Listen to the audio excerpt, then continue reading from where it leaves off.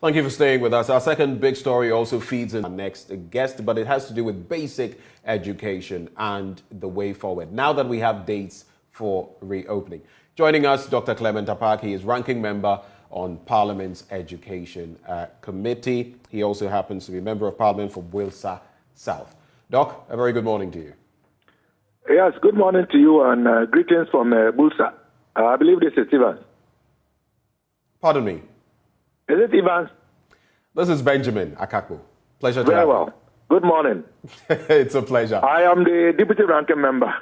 Right. That's correct. I'll be making my way towards Accra later today. Right. Do tell, since you find yourself in your constituency, what is the latest there that you can share with us? How is Wilsa South today? Well, I would say it is calm. Obviously, the people are feeling the pinch like every other Ghanaian. Right. In terms of conditions of living. Our major challenges, we are doing our best to address them. But those that ought to be done by central government, my constituency, ensuring that schools have adequate teachers, ensuring that communities have potable drinking water, and of course the well-known issue of youth unemployment. Right. So all of these are matters that are agitating the interest of people of Wilsa South. But of late, the biggest challenge has to do with security. We have been witnessing robberies and acts of criminality, the needed equipment, and I believe that issue will be reduced to the barest minimum. Right. Pardon my being a little naughty, but I like to do this when I interact with members of parliament. You've told me about the broader picture, what you expect from the overarching body, the executive government. But you as member of parliament, what can you say you have done to transform the lives of the people of Wilsa South over the last tenure that you've had, this new tenure that you have? We are in a new year. What have you done to impact the lives of your people in Wilsa South? Yes, you're right, which is just about a year old. I can very quickly go through the list on my own. I had to re-roof 5 schools that had their roofs ripped off by rainstorms during the rainy season and renovate them as well. Of course, teaching and learning is important to me personally, given my own background. I have also had to provide 13 brand new boreholes, just in 13 new boreholes that are drilled in communities. Just very quickly, the schools and these boreholes, which communities? If there are many communities, you can tell me, but if it's in one community, you can also let us know. About UPNC, primary and KG. For the boreholes, there are many, but I can point to a place like Gwapsa, Changsa, Zamsa. We can speak about Dominga Farensa, but I can't list all of them because that would take most of the time. That's part of the communities that support students who write the BEC by buying and giving them mathematical sets, which I did for those who wrote last year. Okay. For the basic educational sector, I made available to them 10,000 Ghana cedis to buy radio sets with pen drives loaded with educational material. Every single borehole that I'm told is broken down in my constituency because water is life. There are many other interventions that are done on the personal level, but I don't think those are fit for public consumption. Okay, so thank you. Drilling the boreholes, some were based on my common fund, some were also based on my own personal resources. 10 were based on my own personal resources. 4 were based on my personal resources. And 9 were based on my MP's common fund. The masses were from my own personal resources. I see. So if you put together those that you spent your personal resources on, about how much would we be looking at? Would you be able to give us a global figure? Oh, well, the amount sets, I believe it costs about, I'll have to look at the figures. In Wilsa South, if indeed all of these have been done, then more power to your elbow. It's not as indeed. You have correspondence, you can cross-check. Right. I am not one who says things that I have not done. So indeed, I feel we should. I wouldn't accept that. Right. Thank you. So let's get to the bit about education. But before we get to basic education, we were just having a confab with a number of those in the picture, UTAG, SITAG, NUGS, and all of that.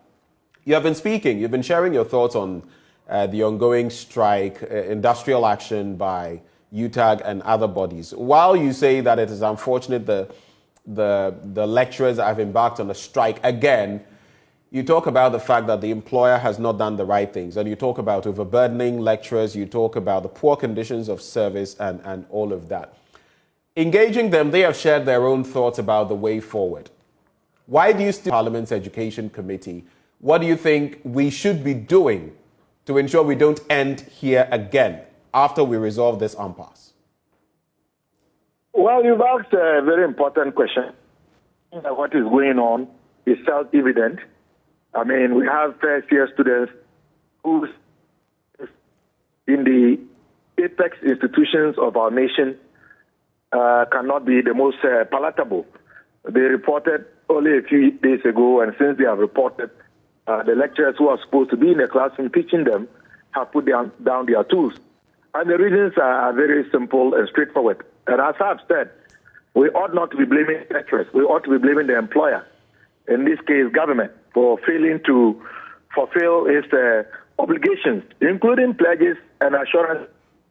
When UTAG sometime last year decided to put down its tools for the very same reasons which has pushed them to put down their tools in a much more, forceful way, so to speak, this time. You see, government has a responsibility to ensure that state institutions function the way they ought to. Government also carries the public purse, and it is the responsibility of government representing the citizens to act accordingly, according to law, according to precedent, and with integrity. In the case of government dealing with UTAG, I don't think that government has dealt with UTAG fairly, and government clearly has not shown integrity and sincerity in as far as the impasse is concerned. When this issue came how exactly? Can you year, explain? Hello? How exactly do you mean? Can you go further to explain? Well, we all know that when UTAG decided to go on strike last year, at a time when the students were preparing to write their final year exams, a partial strike, because UTAG had withdrawn teaching and other services, but had decided that their members would undertake other administrative obligations. Government then decided to engage UTAG. And the reason why UTAG gave at that time was that they felt that government was not taking the organization or the union seriously. They started many times when they would go to meetings and none of the key ministers would be there, and in this case, ministers for education, health, employment, and labor.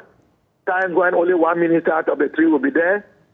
And so they had gotten tired of going to meetings where one or the other minister wouldn't be there, or sometimes nobody there with the capacity to make.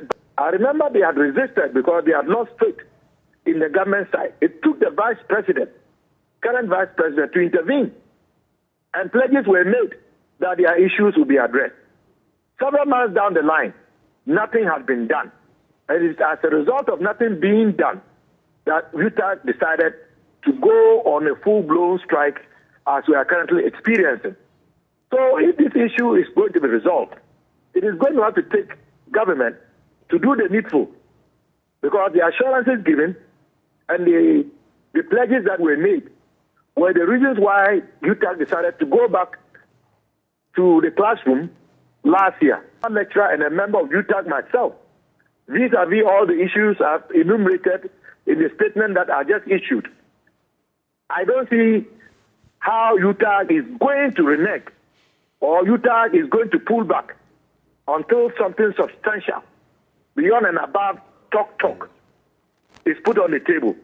And unfortunately, we are all going to suffer the brunt, but it is entirely the fault of the government. The teachers cannot be blamed. The students are suffering. No lecturer would want your students to suffer.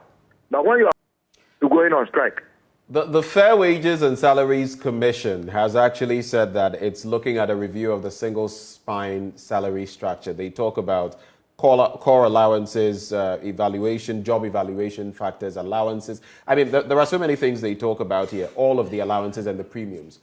Do you feel that should at least give some comfort to the university teachers and maybe encourage them to get out of this strike? I mean, once there are plans to do something about some of the things they are complaining about.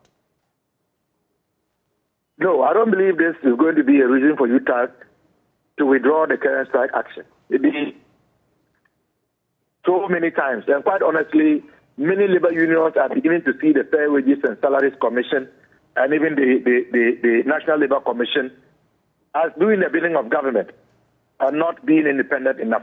Is that how you feel? Is that how you feel? As a former, teacher, you've been there, you've been where they are now, you felt the pinch. Is that how you feel, that the NLC... I'm not a member of UTAG, I'm a member of parliament. I am conveying what members of UTAG have told me. And what exactly did they tell you? Well, they tell me that if you look at the posturing and the way that those who are in charge of the National Labour Commission speak, it is clear that they are not being independent. Let's move away from the subject of UTAG, and you've shared your opinion on it, and we're grateful for that. But let's talk about education coming lower, senior high, junior high, all the way down to kindergarten. You have a bit of a peeve with the fact that private institutions are back in school and public institutions are now finding their feet. In fact, initially we spoke about the fact that while some institutions were supposed to have opened on certain dates, schools or institutions were in no shape to host students and all of that. Why is it a problem if private institutions are back and public institutions are not? Honestly, you should be calling the Minister for Education or somebody who speaks for government to respond to this. My statement was to draw attention to the fact that those who were supposed to ensure that we knew the dates for which public basic schools were going to be reopened should have made us aware ahead of time. And that it wasn't proper for private basic schools to have reopened. And yet we were still waiting to hear when public basic schools will reopen. And the question was why. I went on to chronicle a number of other serious challenges bedeviling the private educational sector. I noted, and it has been confirmed by Africa Education Watch, that in only 2021, 44,000 of the about 285,000 teachers in the basic school system walked away from the classroom. I made references to the fact that the capitation grant, which is the money that the state makes available to heads of basic schools to buy chalk and to undertake mini or minor works and renovations in the schools, 4 tranches have not been paid. I made allusions to the fact that as we still speak, public basic schools do not still have access to the worrying government. So you should be calling the government side to come and respond to these issues that I have raised. And Dr. Apak, it is not that we have not tried. We shall keep doing that. And as and when we have a representative from government to speak to the matters, we just might have them join you for this conversation.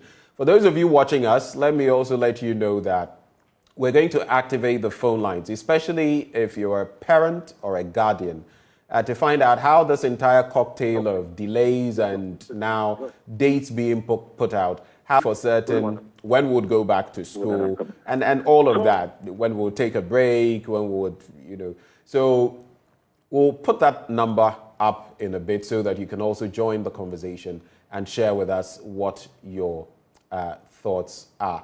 But Dr. Apak, so to bring some finality to this conversation, what do you think, apart from the numbers that you mentioned, those who have fallen off the radar when it comes to teaching, what do you think accounts for these frequent delays that we seem to be seeing. Lost Dr. Clement Apak. You can call this number if you're a parent, if you're interested. I mean, you don't have to be a parent or guardian, but if you're interested in our education, especially basic and secondary education, and how things are going, you can share your thoughts with us by calling that number, 0302 211 691 extension 2. I repeat, 0302 211 691 extension 2. Call us and education service stating the reopening dates for schools, and it talks about the fact that for second cycle schools, they are going to be reopening on Monday, the 7th of February 2022. That is SHS 3 and SHS 2. 7th of February, Monday, 2022. For SHS 1, for the lower level, the basic schools, we are looking at JHS 1 to 3, Primary 1 to 6, and KG 1 to 2, all of them on the 18th of January 2022, which is next Tuesday. And it also mentions how the full calendar for the 2022 academic year for social media handles. What do you make of it? What do you make of it? You can share with us. Anderson from Senyabreku joins us, first caller. Good morning, Anderson. Hello, Anderson. Hello, good morning. Good morning. Thank you so much for calling. What are your thoughts? Thank you too. Go ahead, Anderson. Oh, unfortunate, very unfortunate. 0302 211 691 extension 2. 0302 211 691 extension 2. We have Baba from Winneba. Baba, good morning. My take is with the We're listening, Baba. Please go ahead. Yes. Please, this case came home. They came home on the 18th of December, went back on the 4th of January. And they are coming back for parents. I don't understand. I don't know what is going on. So when you say it's too much for parents, it's putting a lot of pressure on you. A lot of pressure on us. Thank you, Baba. Thank you so much for sharing your thoughts with us. We also have all the way from Wa, Richard. Richard, good morning. Good morning. Please speak up for us. What are your quick thoughts? What do you think about this entire development? Yes, it's high time how can students sit at home for 3 good months? The whole one. Richard, we seem to be losing you. Could you speak up a bit? Now, report.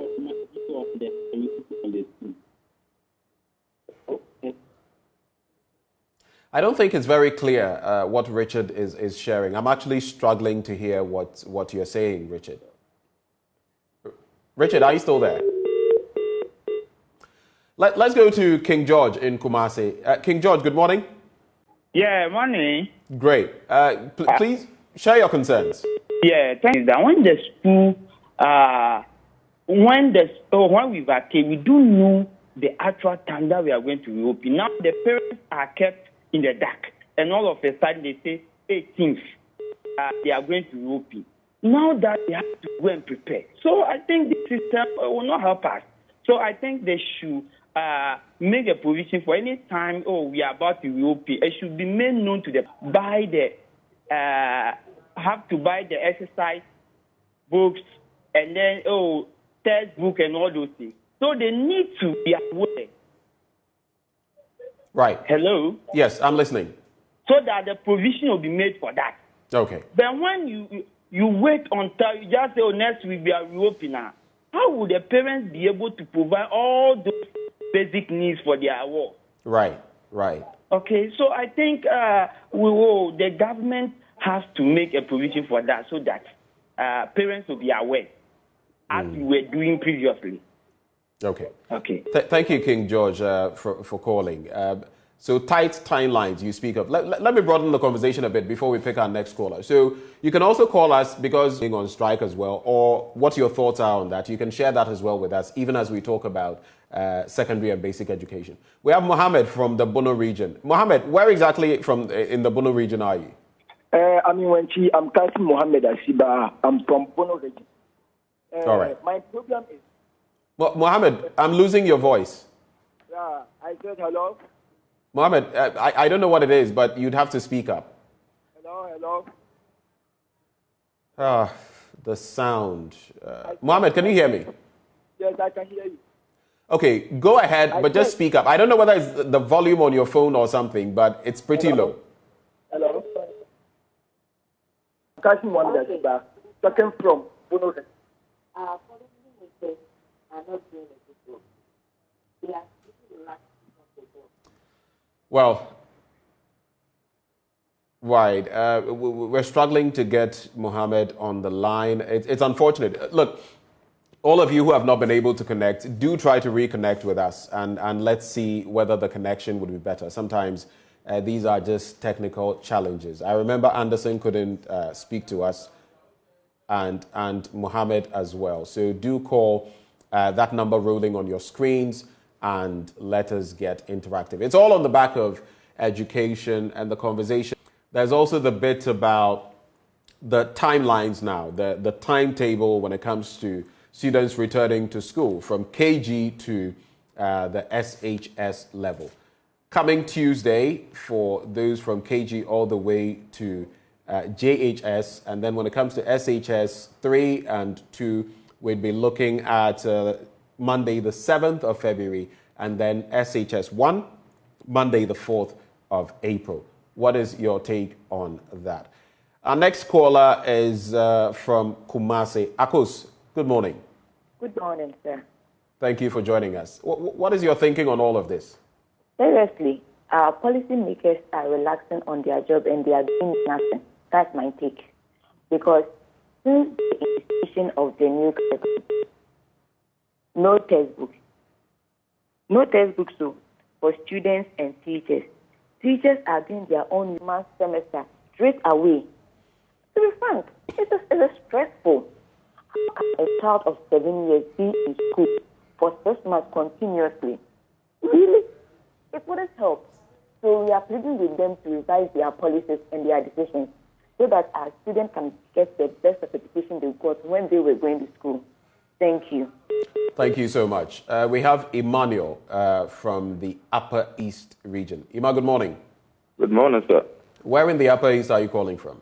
Boku West District, Isabella to be precise. Okay. Emmanuel, you are fortunate to be our last caller. Share with us what your thoughts are. Yes, my concern is that, in those days, we in the hands of GES. But now all has been hijacked by Ministry of Education, and I don't know what is the function of GES now.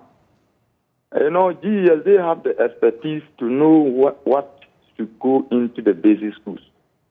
But if all has been hijacked by Ministry of Education, it's going to bring a lot of confusion and issues in our basic institutions.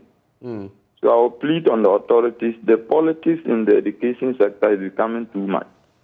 And we have to look in. Thank you very much. Thank you all for sharing your thoughts, from Anderson all the way to our final caller, Emmanuel.